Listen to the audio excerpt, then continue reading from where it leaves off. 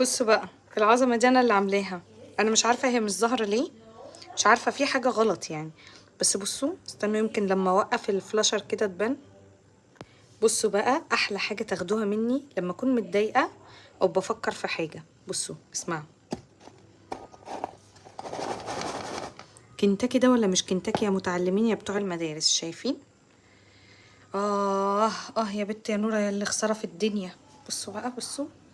بصوا العظمة دي لما تنزل دش الدش الدش هنا.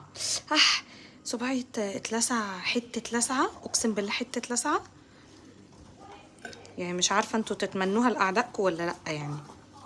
بصوا، سامعين؟ سامعين؟ الجمبري ده كان نزل عليه عرض ب250 جنيه. كنت فاكراه بايظ والله العظيم، وقعدت اسال الناس كلها، كل واحده تشم الريحه تقول لي طالما نفسك مش جايالك على اكله ما تاخديهاش، عشان عمرك ما هتعرفي تاكليها.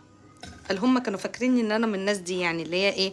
بس فعلا في اكل والله العظيم نفسي ما بتجيبنيش عليه، ما بقدرش اكله. يعني في حاجات، يعني مثلا الشاورما اللي هي السوري، اللي هي سوري، الشاورما الفلسطيني دي.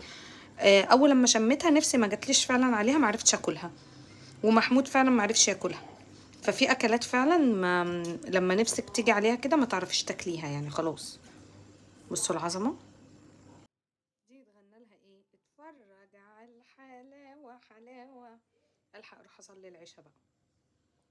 ادعوا لي دعوه حلوه من قلبكم عشان ضايع مني الفيزا، ربنا يا رب يتقبل منكم بحق جاه النبي. عشان نفسيتي تعبانه قوي ومش عايزه اوقف الفيزا. والفيزا بتشتغل واي فاي، فمش عايزه اوقفها لحسن الاقيها. فادعوا لي بالله عليكم.